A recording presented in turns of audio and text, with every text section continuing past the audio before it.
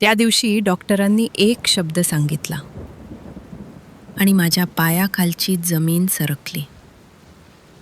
Stage 1 cancer. त्या क्षणी मला रोहनची आठवण आली नाही. आरोहीचा चेहरा आठवला. तिच्या त्या डोळ्यांनी मला सगळं सांगितलं, जे मी स्वतःला सांगायला घाबरत होते. आज मी तुम्हाला सांगणार आहे, मी रोहनला का माफ केलं आणि तो निर्णय चुकीचा नव्हता हे कसं सिद्ध झालं. रोहन गेल्यानंतर 5 वर्ष मी खूप काही शिकले. एकट्यानं जगायला शिकले, एकट्यानं उभं राहायला शिकले. आरोही 7 वर्षांची झाली होती. शाळेत हुशार, बोलकी, हसरी. तिच्यात मला माझं स्वप्न दिसायचं, जे मला कधी जगता आलं नाही. आमचं छोटंसं घर होतं. 2 खोल्या, एक छोटी गॅलरी.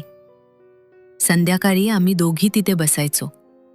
आरोही गृहपाठ करायची आणि मी NGOचं काम करायचे. त्यावेळा माझ्यासाठी सगळ्यात शांत होत्या. पण आतमध्ये एक रिकामेपण होतं, जे मी कधी कोणाला सांगितलं नाही. रात्री आरोही झोपायची आणि मी एकटीच बसायचे, छताकडे बघत. मनात एकच प्रश्न, हे सगळं कशासाठी? पण उत्तर यायचं नाही. मी दिवा बंद करायचे आणि झोपायचे. पण मला अजून माहीत नव्हतं की आयुष्य एक मोठा धक्का देणार होतं, जो माझं सगळं बदलणार होता. त्या वर्षी मला खूप थकवा यायला लागला. आधी वाटलं काम जास्त आहे, झोप कमी आहे. पण थकवा जात नव्हता. छातीत एक हलकी वेदना यायची, येते आणि जाते. मी दुर्लक्ष केलं. एक दिवस NGO मध्ये काम करताना मला चक्कर आली. मी खुर्चीला धरलं. सहकाऱ्यांनी धावत येऊन बसवलं. ती म्हणाली, सायली, दवाखान्यात जा, हे असं सोडू नकोस. मी गेले, आरोहीला न सांगता, कारण तिला काळजी नको होती. डॉक्टरांनी काही टेस्ट्स केल्या. मला दुसऱ्या दिवशी परत बोलवलं. त्या दिवशी मी एकटीच होते, दवाखान्याच्या त्या पांढऱ्या खोलीत. बाहेर पंख्याचा आवाज येत होता, आतमध्ये फक्त माझ्या श्वासाचा. डॉक्टर आले. रिपोर्ट हातात होता. बसले, माझ्याकडे बघितलं आणि म्हणाले, सायली, तुम्हाला स्टेज 1 ब्रेस्ट कॅन्सर आहे. मी काहीच बोलले नाही, फक्त खिडकीबाहेर बघत राहिले. बाहेर एक चिमणी होती, फांदीवर बसलेली. ती उडून गेली. डॉक्टर पुढे म्हणाले, गुड न्यूज आहे, अर्ली स्टेज आहे, ट्रीटमेंट शक्य आहे, पण स्ट्रेस खूप कमी करायला हवा. रिकव्हरीसाठी इमोशनल सपोर्ट खूप महत्त्वाचा असतो. तुमच्यासोबत घरी कोण आहे? मी म्हणाले, माझी मुलगी. ते म्हणाले, मोठं माणूस, आधार देणारं. मी गप्प राहिले. त्या शांततेत माझं उत्तर होतं. त्या रात्री मी घरी आले. आरोही जेवत होती, एकटीच. तिनं स्वतःच ताट वाढून घेतलं होतं. 7 वर्षांची मुलगी, एकटी. ती म्हणाली, आई, उशीर झाला, जेव. मी तिच्याकडे बघत राहिले. डोळ्यात पाणी आलं होतं, पण मी ते थांबवलं. जेवताना ती बोलत होती. शाळेत काय झालं, कोणाशी भांडण झालं, कोणाला टीचरनी ओरडलं. मी ऐकत होते, हसत होते. पण मनात फक्त एकच विचार होता, जर मला काही झालं तर हिचं काय? रात्री आरोही झोपली. तिच्या छोट्या हाताने माझा हात घट्ट धरला होता. त्या स्पर्शात एक विश्वास होता, आई आहे, सगळं ठीक आहे. पण मला माहीत होतं, सगळं ठीक नव्हतं. आणि त्या रात्री मी खूप रडले, उशीत तोंड खुपसून, खूप वर्षांनी, मनातून. त्या रात्री एक निर्णय माझ्या मनात येत होता, पण मी त्याला दूर ढकलत होते, कारण तो निर्णय घ्यायला खूप हिंमत लागणार होती. दुसऱ्या दिवशी सकाळी मी ट्रीटमेंटसाठी प्लॅन करत बसले होते, एकटीच. कोणाला सांगायचं नव्हतं, आईला नाही, कोणाला नाही. त्याच वेळी फोन वाजला. रोहन. मी बघत राहिले. फोन वाजत राहिला. मी उचलला. सायली, आरोही कशी आहे? तिचा वाढदिवस आहे ना पुढच्या महिन्यात? मी म्हणाले, हो. तो म्हणाला, मला यायचंय, तिला भेटायचंय, तू सांगशील तर येईन. मी खूप वेळ गप्प राहिले. बाहेर रस्त्यावर एक लहान मुलगी धावत होती बाबांच्या मागे. बाबा थांबा म्हणत. मी म्हणाले, ये. एवढंच. फोन ठेवला. हात थरथरत होते. मी त्या दिवशी रोहनला माफ केलं नव्हतं. मी फक्त त्याला आरोहीच्या आयुष्यात परत येऊ दिलं होतं. बाकीचं अजून ठरायचं होतं. कारण दुसरी संधी द्यायची असते, पण विश्वास परत कमवावा लागतो. रोहन आला त्या दिवशी. हातात आरोहीसाठी एक छोटी बॅग होती. आत तिच्या आवडीचे कपडे होते, एक पुस्तक होतं. आरोहीनं दार उघडलं. रोहनकडे बघत राहिली. हे कोण? रोहनच्या चेहऱ्यावर एक वेदना आली. पटकन गेली. तो खाली बसला, आरोहीच्या उंचीवर. म्हणाला, मी तुझा बाबा. आरोही माझ्याकडे बघत राहिली. मी हळूच मान डोलावली. आरोहीनं रोहनकडे बघितलं. काहीच बोलली नाही. आत निघून गेली. रोहन उठला. डोळे ओले होते. मी म्हणाले, तिला वेळ लागेल. तो म्हणाला, मला माहीत आहे, मी थांबेन. त्या रात्री रोहन गाडीत एकटाच बसला होता. आरोहीनं मला बाबा म्हटलं नाही. ही तिची चूक नव्हती.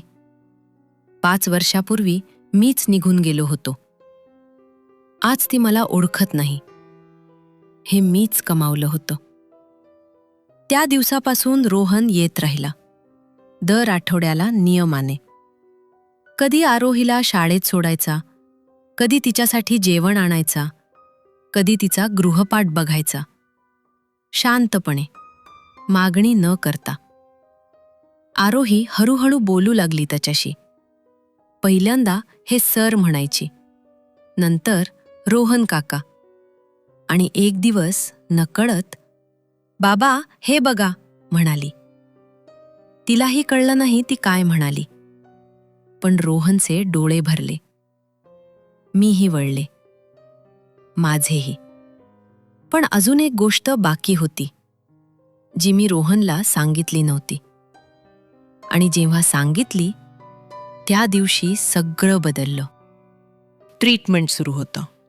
दर महिन्याला दवाखाना, मेडिसिन्स, चेकअप्स. एकटीच दवाखान्यात जायचे आणि परतही एकटीच यायचे.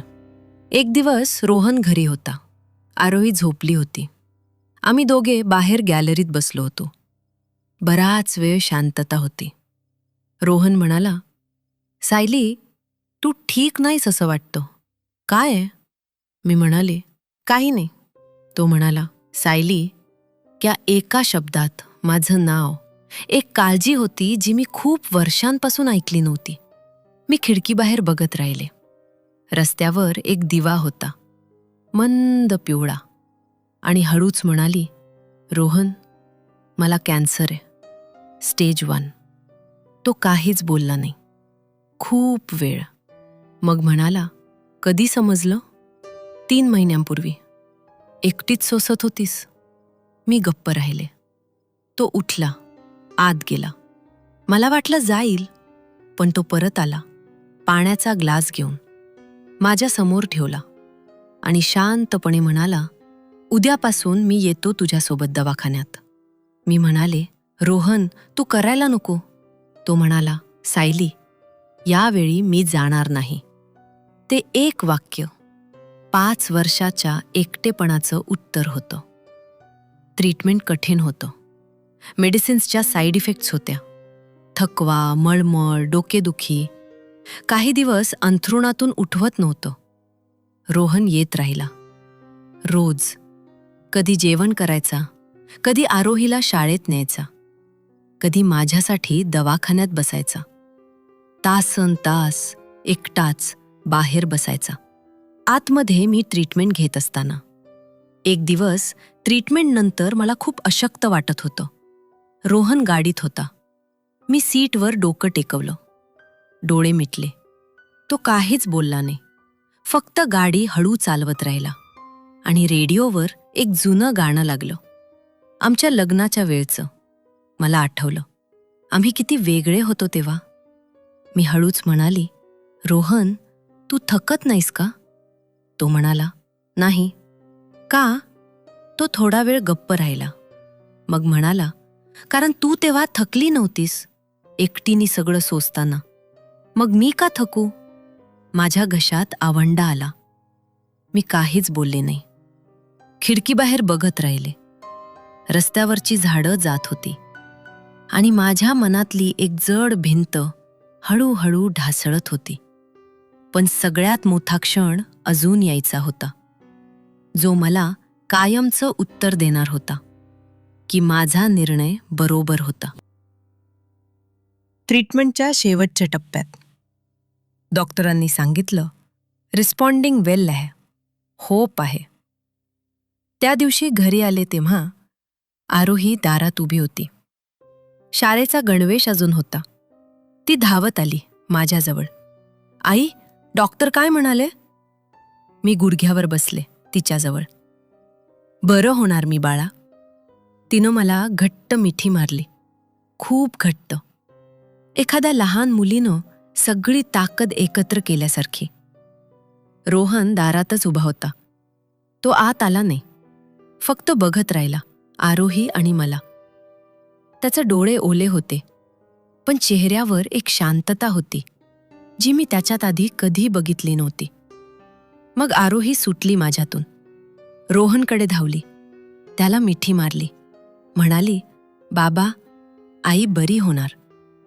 रोहननं तिला उचललं, घट्ट जवळ घेतलं.